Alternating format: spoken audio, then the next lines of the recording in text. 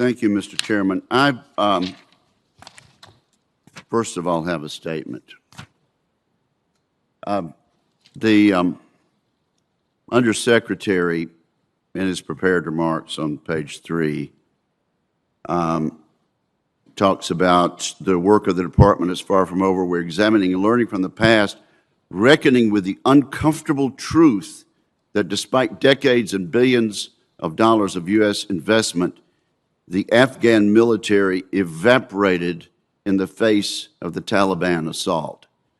Let me just remind everyone that for the past 6 or 7 years before the debacle in Kabul, the Afghan military took almost all of the casualties and fatalities and fought bravely on behalf of their country. And General Mingus, I appreciate the fact that you've been deployed a number of times and have served in dangerous situations. But on the final page of your written statement, you talk about the ANDSF, Afghan National Defense Security Forces. You say there'll be a case study for the department in ensuing years. Indeed, there'll be a case study for historians in the coming years. And you make this statement, while we cannot and will never be able to instill the will to fight, we can and will take the opportunity to better understand and so forth. May I suggest that both of those statements are unworthy of the Secretary of Defense for Policy of this administration or of the Director of Operations for the Joint Staff. And in fact, it was a decision by this administration to pull support for the Afghan National Defense Forces that led to the debacle, and to suggest that this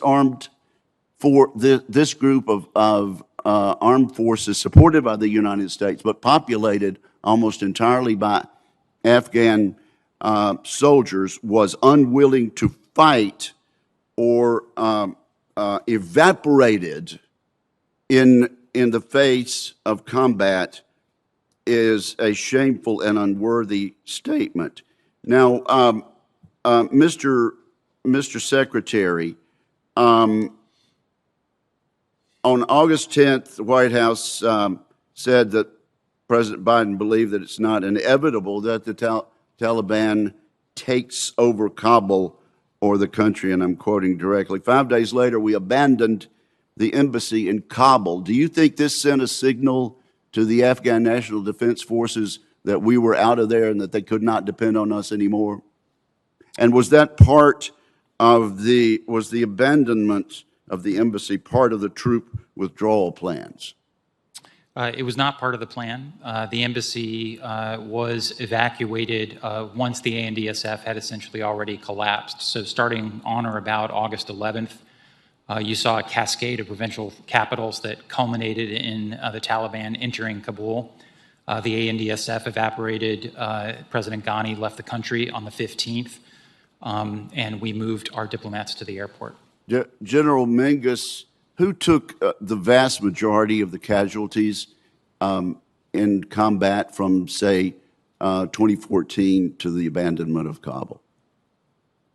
It was the Afghan National Security Forces. Okay. Do you think it is fair to suggest that they did not have the will to fight?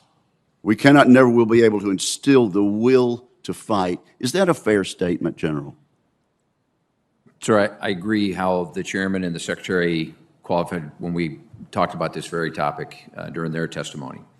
The leadership and the will to fight, when we pulled off at the tactical level from an advisory perspective several years ago, our visibility in terms of the condition of the Afghan National Security Forces became less and less. What I would offer based on my experiences is that I have fought alongside the Afghans, and there is no issue with their will to fight. I think the follow-on thing that we will need to study as part of history is the will to fight for what? And that, I think, is the fundamental question, i.e., did they have the will to fight in Afghanistan against other Afghans? And that's the part I think that we will have to determine going forward. Thank you, Mr. Chairman. Thank you very much.